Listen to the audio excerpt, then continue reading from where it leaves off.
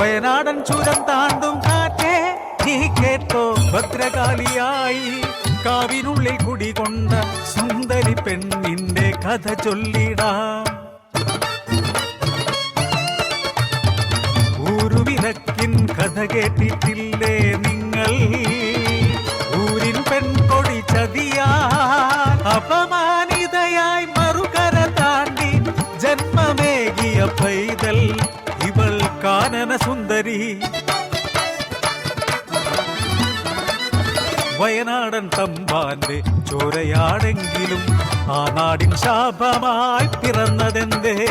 അച്ഛന്റെ ശാപമായി അമ്മ തൻ തണലായി വളർന്നൊര യൗവന സുരസുന്ദരി.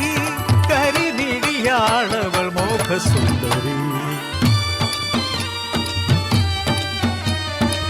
വിശപ്പിൻ വേദന അറിഞ്ഞമ്മ വിട പറഞ്ഞ നേരം ഒരു നേരമെങ്കിലും നിറച്ചൊന്നുണ്ണുവാൻ യാചിച്ചവൾ ഈ നാടിൻ ശാപമായി ഇനി എന്തിന് പരിഹസിച്ചവളെ ഇറക്കി വിട്ടു. ചുരം താണ്ടി കാട്ടിൽ അഭയം തേടി ഈ കാട്ടിലെ കാവിൽ ഒളിച്ചിരുന്നു. ഭദ്രകാളി തുണയായി കൂട്ടായി കാട്ടുമൃഗങ്ങൾ തുണയായി തോഴരാ. വിശപ്പടക്കാൻ നടയിലെ കാണിക്കയും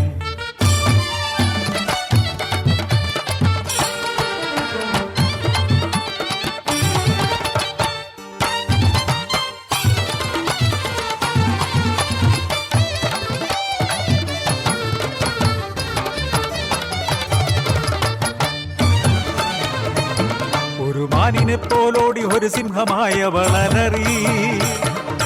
അതുവഴി വന്നവർ അത്ഭുതമോടെ നോക്കി നിന്നു.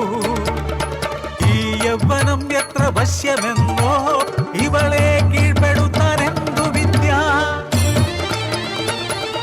മൂവരും ചേർന്നൊരു കെണി ഒരുക്കി ഇരുളിൻ മറവിൽ പിടിച്ചെടുക്കാൻ ഒരു ക്രൂര മൃഗമായി പാഞ്ഞെടുത്തു. അവൾ അലറിക്കൊണ്ടവരെ കീഴ്പ്പെടുത്തി. ഭദ്രകാളിയായി തലയറുത്തു. നുകരുന്നു രക്തം.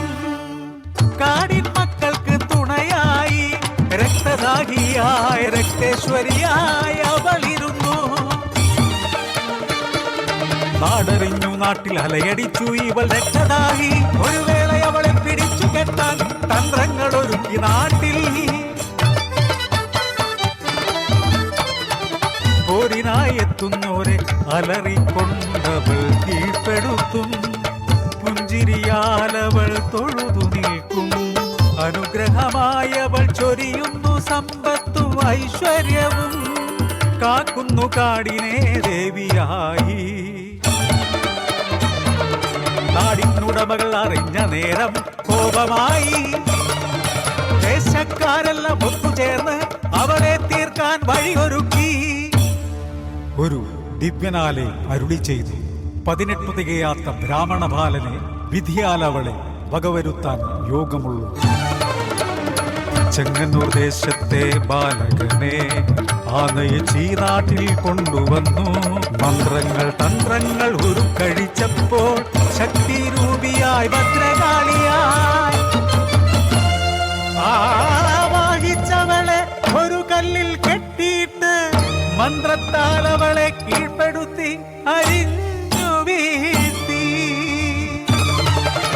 പകയാർന്ന കണ്ണാൽ അലറി ശപിച്ചു പലരാലി നാടിൻ മക്കളെല്ലാം. ഗതിയില്ലാതലയാൻ ഇടവരട്ടെ.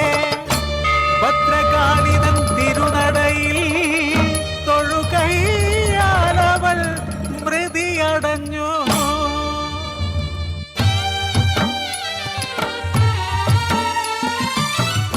നാട്ടിലിന്നും കേൾക്കുന്നു അവൾ തൻ തേങ്ങലും നൊമ്പരവും. ഈ നാടിൻ കാവലായി നിൽക്കുന്ന ദേവി തൻ തേങ്ങലും നൊമ്പരവും കേൾക്കുന്നു.